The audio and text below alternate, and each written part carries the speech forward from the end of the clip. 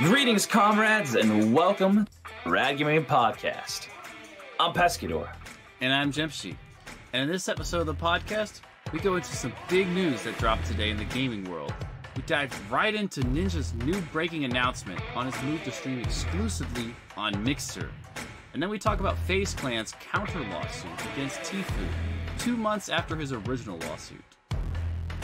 This episode of the podcast is sponsored by Tfue. That's right, Tfue. They are the lifestyle.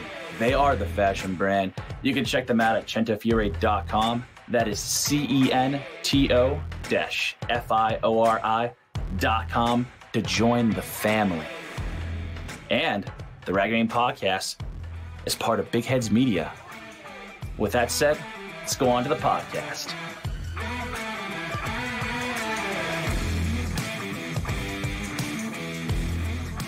Jemshi, I know you heard the announcement that Ninja made today. Yeah. You wanna go in a little bit of detail about that? Yeah, for sure. So, Ninja just made his breaking announcement that he is now leaving Twitch to stream exclusively on Mixer. While he didn't say anything about Twitch, it's very much implied that he has left Twitch because he says, I am now exclusively streaming on Mixer, which we have mentioned before is another competitor to Twitch. And I find this move just a little bit strange because he's kind of, let's say, like the face of Twitch, you know? Like when you hear Ninja, you're kind of like, oh yeah, he's like that big Twitch streamer. You know, like that's what he's kind of known for. You know, he has a YouTube channel. Nobody really talks about Ninja on his YouTube channel, you know? But I find this a little bit odd just in like the stats, you know? Mixer is got, you know, probably about 10% of the viewership, and, you know, just overall user base is like 10% the size of Twitch, you know? And it kind of thinks like, does he really think that he can bring that audience from Twitch over to Mixer when there's already so many people who have already chose Twitch over Mixer, whether knowingly or unknowingly? So I find that a little bit odd that he thinks that he can transfer that. And just as the recording of this podcast, he currently has 88,000 followers on Mixer, while on Twitch he has 14 million. So kind of let that sink in that a lot of these people haven't really immediately switched over. And I know that there is also the like a lot of the bigger, you know, streamers, YouTubers, and like all big most social media people, is that they have a lot of followers, and then there reaches a point where suddenly the followers keep growing, but the views and, you know, everything on their videos or posts kind of stay the same, you know? Like a lot of people are falling off, but they're gaining those viewers right back with new viewers, you know? Yeah. So as old people leave, they gain new people. So I can see that, like, that people would probably say that only his true viewers are actually going to follow him to Mixer, and that's what he's really hoping for anyway. But I don't know. I find this a big announcement to be kind of just a little bit odd. You kind of wonder, I think a lot of people's first assumption is that Ninja was paid a big paycheck to make this move. Yeah. Because, I mean, I even looked at his profile from Twitch to Mixer, and it's really like a copy-paste. Like, he's still got the same text blurbs and everything, and all, like, the same links and everything. So it's like, he really has, you know, just kind of the same format. Yeah. No, I think that you're absolutely right. I do think it's strange. I mean, my first initial reaction was more or less the fact that he had to get paid big time by Microsoft. I mean, that's the only thing I can imagine for him to actually leave Twitch, because that's where everyone's at right now. I mean, is it inconvenient for individuals to, like, I mean, I know I Twitch hop like channels and stuff, so I go from channel to channel on Twitch, but I don't do that with Mixer. I only go on Mixer if I know an individual that made a switch to Mixer and that I actually, you know, personally enjoy. But that's the only reason why I go to Mixer. But I think it's extremely strange. But I mean, to each their own. He did say in his announcement, it was like a video more or less, that it was a new start by going to Mixer, and that doesn't really. Yeah, I don't know. I don't think it's a good thing. thing. He wanted to go back to his roots in streaming and what he truly enjoyed about it. Which to me, I kind of wonder what does he truly enjoy about streaming, you know? Because at this point, I feel like you're either enjoying it now or you're not, you know? Because I think if you weren't enjoying it, he wouldn't really be streaming. I mean, I guess maybe he's like, some people are like, yeah, but if you're getting paid that much, you probably would still stream. But I'm trying to wonder what differences would he have in streaming on Mixer than Twitch. Mixer, you know? Offers, especially being the huge streamer that he is. Yeah, well, Mixer offers like different features. They offer like co-streaming, which means you can stream like 4 different streams into one like location, which is a lot different than Twitch.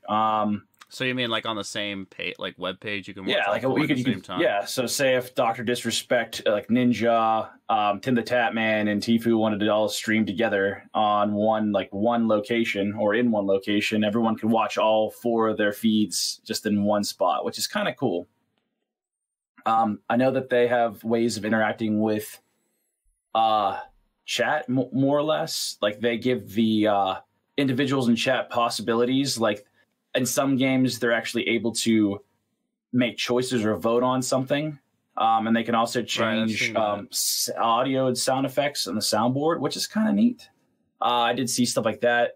And this then is all built into Mixer, from what I know. And I've kind of seen is that these are all like functions or features that are built into Mixer that Twitch, you would have to either get like a bot that would go and like scan your comments or something like that. And have that like affect, you know, something else, but it's like a third party thing as opposed to like first party.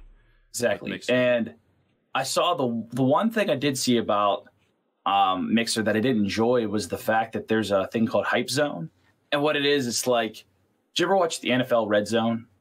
It's I'm not an NFL fan, so I'm going to be 100% honest. I don't really watch the NFL anymore. I used to. And what the Red Zone used to do is any team that was in like, I think it was in the red zone technically, so it's like the 20-yard line and in towards their own end zone. They would film that specific team and see if they get a touchdown. So like it's really close to the action. So their version is called the Hype Zone, and what they do in Mixer is they switch back and forth between like big streamers that are like at the very end of their game. So you get to see like the final kills or the final parts to a win, which is kind of like cool. Battle Royale, kind of like skipping the big looting area, but you get right to the action.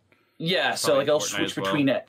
Yeah, switch between like different streamers that have a lot of viewers, and it'll show like their ending. So like if they're down to the final like 5 people, they'll like kick over to that person's stream and show that individual on their on the Hype Zone, and then when they finish their match, if they win or lose, they'll switch over real quick to another person that's like in the same situation at the end, like five people left or something like that, or a low amount of people left, and then keep on doing that, which is kind of neat because then like, you know, you don't get to see like if you are in it just for the gameplay and you want to see how people like react in certain situations, that's a really cool, like in my opinion, option to get. Like you can watch that happen right in front of you. Which is this Hype Zone like game specific? Do you know? Like, can you watch Hype Zone for Fortnite or? I only saw it for I was really into PUBG, so I watched it for PUBG. Like it went back and forth between PUBG games. I don't know if it switches like PUBG then to Fortnite. I don't think so. I'm guessing it would probably do just the same game because after that, I know for sure I would get annoyed if it were like PUBG, Fortnite, and then suddenly switch over to something that wasn't a battle royale game. Yeah, I was gonna say you'd lose like, okay, well I can see how Fortnite and PUBG are like similar because they're battle royale. I could kind of understand the, you know, stakes that were, or what was at stake, you know, the stakes that were at stake.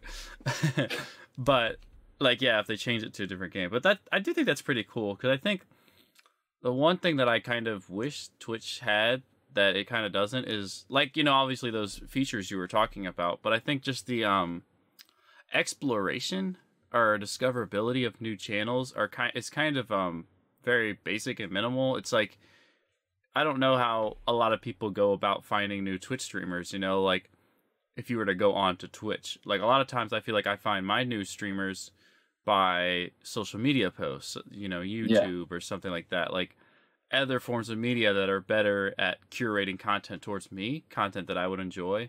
And then I can then turn, you know, go from the like leapfrog from that into Twitch, and I don't really see how Twitch has really been like working on making like discoverability on its own platform. Like I think like a lot of smaller streamers are kind of wishing there was something, because like they have that feature board where you can kind of like scroll through and like left to right kind of look at all the featured channels right now that are streaming, but those are all like the big ones. Like some people like, yeah, I like big streamers, but like it kind of feels unfair to all the smaller ones where it's like, well, I gotta get to that point to even get on that feature board. And you know, like I just feel like it does seem like it's a little unfair. And I think, you know, I don't know if this hype zone is limited to just popular streamers, how it even curates that content. I don't know what the criteria is that it determines. I know that they have to have a larger number. I'm not saying it has to be like the top like 10 or 15 in that specific game. But I don't know how far deep it digs. But from what I saw, there was one streamer I did see that had 30 viewers. So I mean, it does go down pretty deep. Like so that sounds like something to me that I would like if I were a streamer. I'd be like, well, I feel like achieving 30 viewers is a lot more achievable. And getting discovered on like the featured platform on Mixer is a lot easier. Like if I had 30 viewers on Twitch, I could not see myself being on the featured platform, being at the top of like the top streamer list whenever people go in to watch like who's the top Fortnite streamer right now or the PUBG. Yeah, but you look at the market for Twitch, it's like oversaturated. It's just so many people that play Fortnite, you get lost in the sea of people. So maybe Mixer is an easier way for individuals that don't have that many viewers to, you know, grow again and like actually get a good following, just because it's easier for individuals to find you on that. You could be 100% right, and Hype Zone could help you out with that whole situation. But, yeah, I like to see, because Mixer is owned by Microsoft, which like Twitch is owned by Amazon, so it is backed by a huge tech company. So I think.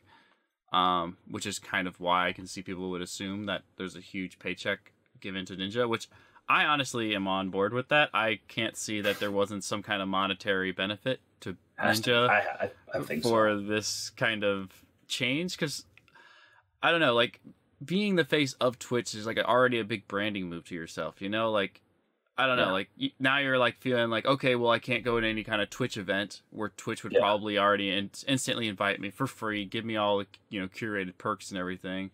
So I almost wonder how much money, like possibly like Microsoft gave to Ninja. I don't know. Like, you know, he's already making like what, $1 million to $500,000 a month at one point, and like you think that like at like per month that he's probably made, you know. He's a multi-millionaire now. So what kind of money do you think they had to give him to...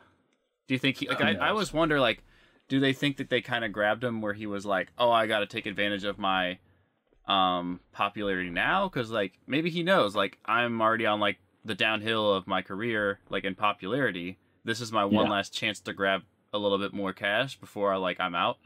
You know? Because, like, I can... You know...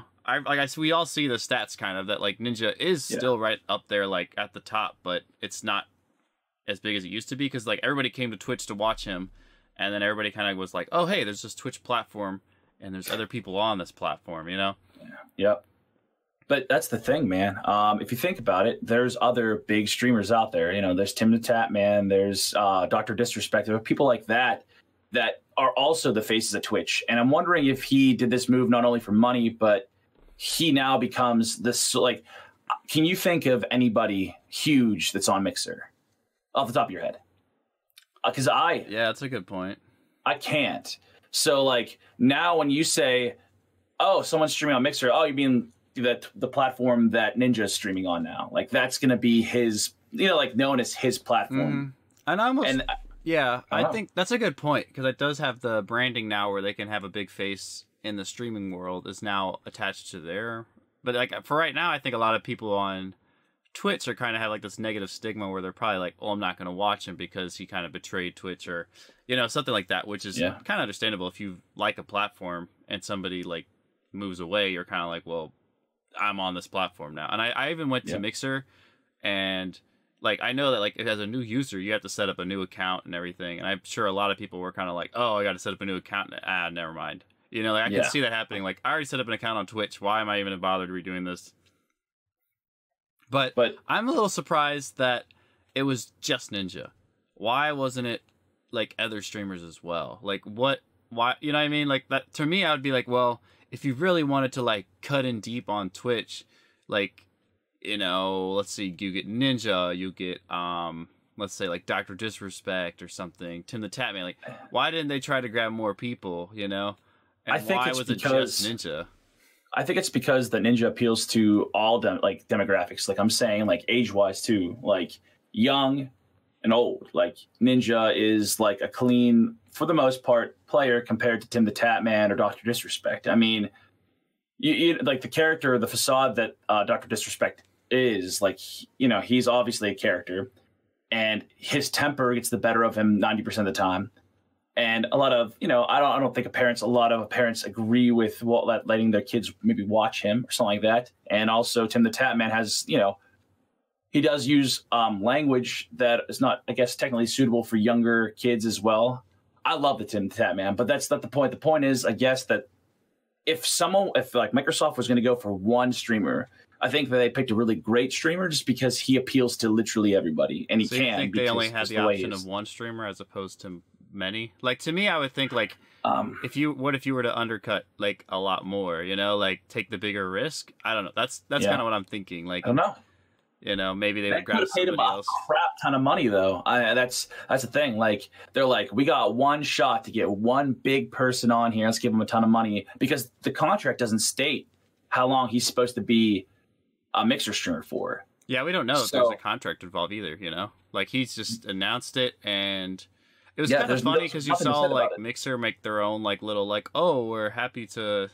You know, I can't remember how it was phrased, but it was kind of like they kind of had like this hands off, like, wow, we're so honored to have Ninja be on our exclusive. He decided to use us.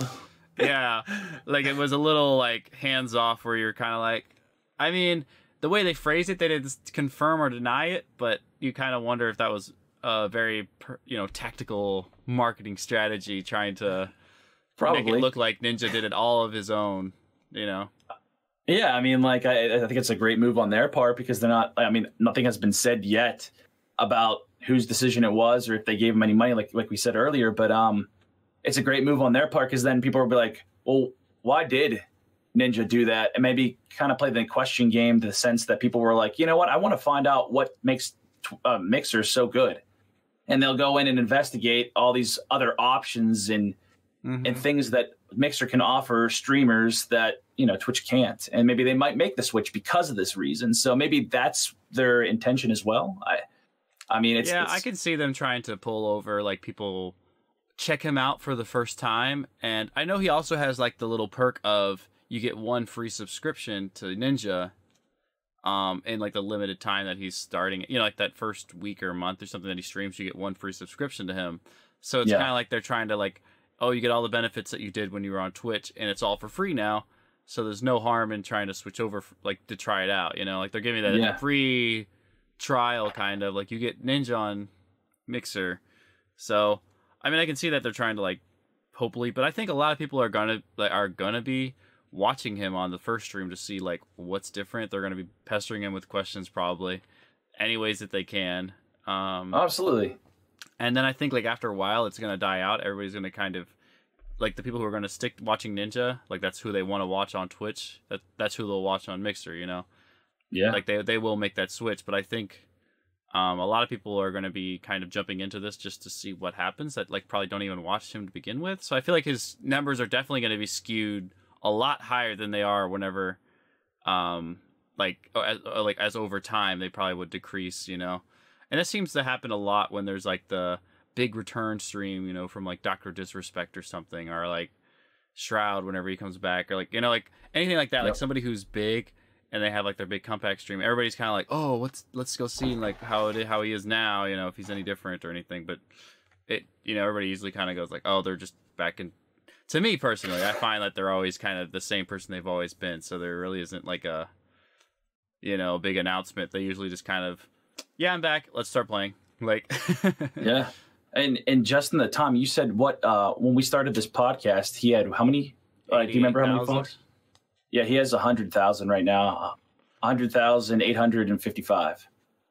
Wow. Like so... he's obviously growing right now as we speak, which is obviously like, I knew it was coming. It was obviously he's going to have a ton of followers follow him on here, and I think it's now honestly that I think about it, it's a brilliant market technique from Microsoft to get people to actually check out their platform and also bring a big our ex Twitch streamer onto their platform, which is pretty cool. That's touche to them. I mean, that's an intelligent move. But that's enough about Ninja. I know in a previous podcast we talked about Tfue and the lawsuit that was going on with FaZe Clan. And I know you covered on that extensively. So do you want to shed some light on this? Because I know you know about it. So the previous lawsuit was Tfue kind of like suing FaZe Clan because he felt that he had signed a very predatory and almost illegal contract, and just the illegal in the context that it was the conditions and like the terms and conditions on this contract were just so overbearing and like kind of like locked you down a little bit a little too much, that he felt like I don't know, like it's kind of like a contract where you're like, oh well, let's say Pescador signed a contract with me and I was like, well, now you got to live in my basement for 3 years or something, like like maybe people would be like, well, like Pescador signed the contract so he should know, but like, is that legal? Am I allowed to, like, what if he didn't see that, in the contract and he signed it, or is that even allowed by the, like actual government? Because the government can come in and say, you know what, that this part of your contract is a little bit illegal, and they will kind of like nullify the contract. So I don't know if that's kind of the tactic he's going for, but I do know that he's trying to shed light with that lawsuit that he made to say that, hey, these are the predatory contracts that are out there for, gaming organizations, esports organizations, like that. This is what people are signing. And he didn't actually put out the contract himself. I do believe that it was leaked and then released leaked before and then released by FaZe Clan. Leaked. So we don't know who leaked it. And I don't think anybody's ever going to want to actually admit that they leaked it, because I'm pretty sure that was illegal as well. There's so many lines that could be crossed here in this. He even brought up stuff that was like legal drinking or forcing like people to do things they didn't want to in the FaZe Clan. Well, he actually made it a little public or something. Is that what it was? He did, and then he did follow up with the statement saying that he did talk to his, like Tfue himself talked to his lawyer and said, I'm removing all of that from my lawsuit. I'm now just honing in specifically onto the the contract. So he's trying to say that this was too predatory. And it's kind of funny because FaZe Clan's like all their so like FaZe Banks, the leader, has kind of been making a lot of tweets like, oh, we've been trying to give him new contracts, which kind of like defeats the purpose whenever Tfue, who is like himself said, I've tried to leave FaZe Clan. And whenever you're like, oh, you're trying to leave, how about you can sign a new contract instead? And like, he's like, no, I wanted to leave. I didn't want to get a new contract, So it's kind of like, it's funny. And then they're like, oh yeah, we've offered him like, $1 million salary per year or something. And I'm sure like Tfue, because I think he's made like $20 million. So like $1 million per year is like, okay, and I don't get to make this 20 million. Like, I don't know how the math actually works out, if he's actually making that 20 million or if there's a big cut that actually was taken, because I think they said that it was up to 80% in some parts. But it was some parts. So he's definitely been, what it sounds like, screwed over, and he does seem very passionate and angry about this contract that he signed. And he says that he was like, he's like, I myself admit that I was an idiot for signing this contract, not realizing what I was getting into. So but now FaZe Clan is actually countersuing Tfue. Oh wow. And that's the huge deal, just because they feel like Tfue actually violated the contract that he signed, and basically saying he's like disparaging the company and basically trying to form a rivalry esports team. And they're saying that he's taking the tactics that I guess FaZe Clan is like known to use during like events and things like that, and he's giving them to rivalry esports teams, and also they said that he wants to create his own esports team. So that's why they're countersuing Tfue now. So this is just one giant mess, and I don't know what's going to happen. It's actually really interesting, and looking at some of the contract stuff, it's just I honestly don't know what's going to happen in this whole lawsuit, just because it's a contract. He did sign it, and it's oh man. So like there is the one point to make that when you sign a contract, there is no way out, like unless there is like a clause or some kind of fee. Most of the time, I want to say that most contracts have like a way to just like cancel and leave the contract, and then they have like a fee, like cell phone contracts or something. Like that's probably one that a lot of people can probably relate to. Like let's say you're paying, I don't know, $40 a month. But to leave your contract, I think like your 2-year contract, you'd have to pay like, I don't know, like $500,000. I don't know what the fee is. I've never actually gotten into a cell phone contract. But I know that like other cell phone companies will be like, hey, we'll pay that fee and we'll get you on our network if you want to get out of them.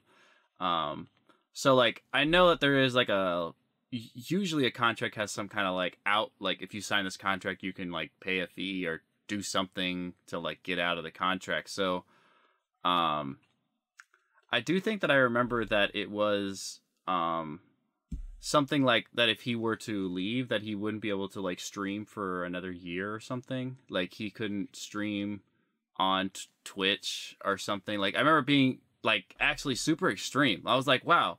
Like I remember we were discussing like what could possibly be the fact that like why didn't he just like leave the contract? Because usually there is some kind of thing. And it was like, it turned out that it was like he couldn't stream at all, do any kind of like gaming online or anything for an entire year. And anybody who's like on social media or at least aware of how social media works, 1 year offline can kill your career. Like, oh, absolutely. A lot of like 9 times out of 10 or even more, you aren't going to come back from that at the same level that you were before to get to the same level that you were before. So that to me also sounds very predatory, because it's kind of like, oh, like they know for a fact that they are going to, like when you leave, they're going to destroy his career. Yeah, regardless of what he does. It's awful. And this whole like controversy is awful, and it really sheds light to a lot of the esports teams now, like because like kids are,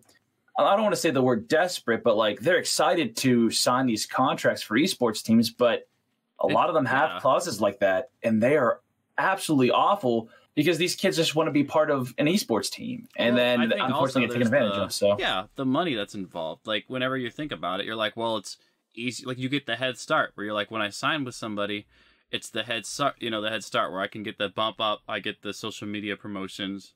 Yeah, I'm like now getting to stream with other streamers, and stuff like that. Like so, it really does give you a boost. But I think, in Tfue's scenario, he did kind of exceed the popularity of FaZe Clan themselves, because like we don't say FaZe Tfue or Tfue or anything, we just say Tfue. Like he's kind of already exceeded the name or proceeded. He phased out of the phase. Yeah, see what he did there. But yes, I agree. I think that he wasn't the face of FaZe Clan, but he became the more than the FaZe Clan. So he separated himself, and he's distinguishable outside of it, when everybody else, for the most part, of FaZe Clan still, like, you see them as FaZe Clan. You know what I'm saying? Like, right. At least I get what you're saying. So, yeah, but I think it's just kind of crazy that FaZe Clan would kind of countersue. I thought it was funny that they're like, you're bringing negative attention and like a negative press and stuff, kind of tarnishing us. When in reality, I don't think Tfue even like made the lawsuit public to begin with. Like I think he just kind of like put the lawsuit in there, and I think, from what I recall, I think FaZe Clan themselves were kind of like, "Wow, I can't believe Tfue would do this," And I think that like Tfue had made like a very like subtle, hands-off comments about a lot of it, and I think if he didn't say anything. Public. Yeah, because I know that he was like very in touch with his lawyer and like what to say and how to say things and stuff. Because I know that they were saying that like they didn't really even hear Tfue say anything about it for a long time until he made like a video post. So it was kind of funny that they're like, oh, like you're making a negative, impression on us, when in reality, like they kind of brought that on themselves to like mention it. Like they could have just had this underneath the table the whole time and just kind of pretend like nothing was wrong, and none of us would even be talking about this. Yeah, but there's always two sides of a story, and I can understand FaZe Clan's countersuit in the sense of, okay, they're an esports team, and if he is giving like their tactics and their secrets, if you will, away to another rivalry sports, like, or esports team in general, that's like destroying them as like a group. You know what I'm saying? He's giving away their secrets to or their tactics for their esports like competitions to other teams. Like it's kind of unfair. I mean, that's frowned upon. I mean, look at what was it? Football in general. So one football team got in trouble for filming like the plays of another football team. And I can't remember. Probably. Yeah, I can't remember. See, I don't even watch football, but I remember hearing about it. It was a huge deal at that point in time. And obviously it's very illegal to do something like that. So for them to like countersue, and if that is true and he is giving their secrets away to other rivalry esports teams, that is a little messed up on his part. And I can understand why, because a lot of their money or a lot of their revenue is also made through esports competitions. So he is destroying that part of their market or their company in general. So I can understand it if that's the truth. If it's not, then it's kind of, messed up. I can understand I can understand that as well, but you have to kind of think, like, with any team, whenever they trade players or anything like that happens, that obviously their strategies kind of are also being traded away as well with that player. Like, so they have to kind of understand that there is a risk, but then they also have to go, well, we understand the strategy better than just a single person could. Yeah, like relay to an entire team or something. And does that entire team feel that strategy is good enough? I feel like that's something that is also part of the game, is that they call it the meta. Like, what is the best strategy to have in these games? And I think like a lot of times they try to, quietly practice their meta before these tournaments so that they can have like their own strategy and stuff. So I can understand that, but I think like perhaps they would say like, oh, well, you can't compete. Like they said, like you couldn't stream or do any kind of gaming, related thing for a year, that like, they probably would have a new strategy by then. And then maybe that's why, but like to say that he can't stream or anything is kind of insane too. Like to just leave the contract. So I understand that, but I feel like that's kind of part of the game. Like whenever you play a match, your strategy is going to be very apparent. Like they're like, oh, well, I saw you do this and your whole team kind of followed you here, or like y'all split up like that. Like, somebody can sit there and analyze your game after that tournament, and now your strategy is kind of out there. Like that's the whole point of the meta, is that was it good enough or not? You know, and that's something that like I think that those secrets probably don't last as long as they think that they do. Like by the time he probably builds up his own gaming community or organization, I don't think that those secrets are probably going to be as useful. Like perhaps like they can get caught up to be like, okay, well, this was the meta of like, I don't know, half a year ago, so we're kind of up there. But like I would think that I don't know, I've kind of hoped that FaZe Clan would be like the innovators. Like they would be like, okay, if we're doing really well, then we need to be innovating on different metas and like counter meta and I agree. Yeah, but in the same vein, and I do agree with you because I understand it's part of the game. I'm just trying to play devil's advocate here. That's just what I'm trying.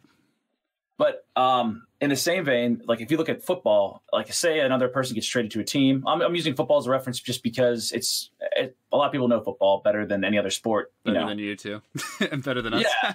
Yeah, right. But there's different. If a player gets traded, they can change the formation. They can change the name, like of audibles. They can do a bunch of different things to really change the style or play of a team, or like just changing the formation in general can really change the look and feel of a certain play. And in my mind, and I'm not an esports gamer, like I don't know. And I know they can change up the comp of like players, like you can change different characters and stuff like that. But outside of that, like you play that map, the same way almost every time. Like there's certain choke points. You can't really change the game, at least from what I'm thinking. So I'm sure it creates a very hard environment for like FaZe Clan to get through it, just because he knows a lot of their tactics and special choke points that they want to make sure that they hold in that specific area, or certain formations of characters. I don't know. I'm just saying it's a possibility as well. But I mean, I do have to agree with you. This whole contract thing, it was predatory from the very beginning. And I just kind of want to keep up to date with this because I want to see what happens, because I think both people have a very strong case. I would say Tfue has a little less of a case just because he did sign a contract that wasn't, I guess, illegal. Like, and it wasn't a legal contract. It wasn't designed illegally. So I see it being valid. But I'm just saying it's a very tough one. I kind of want to follow it and see where it goes. Yeah, the only downside to this like story, from our kind of like, I guess not really a downside. The only unfortunate reality to that, like seeing what happens next, is that lawsuits take a long time. They aren't immediate. They aren't, like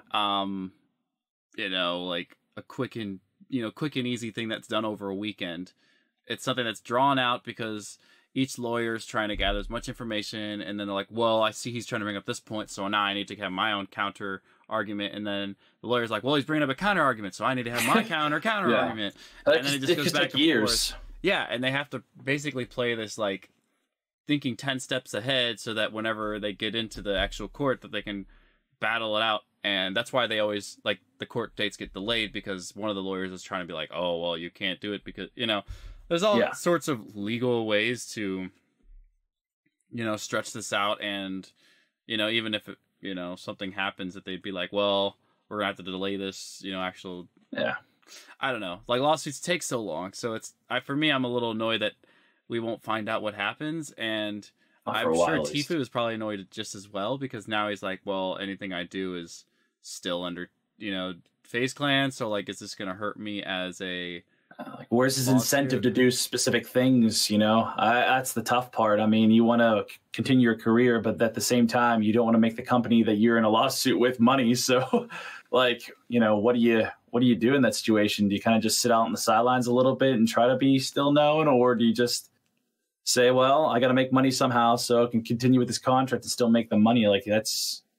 Yeah, I think from what he's also said in his message, that he's kind of like, I want this just to be a message to everybody out there that is thinking about signing with an organization, is that this is what kind of contract you could sign.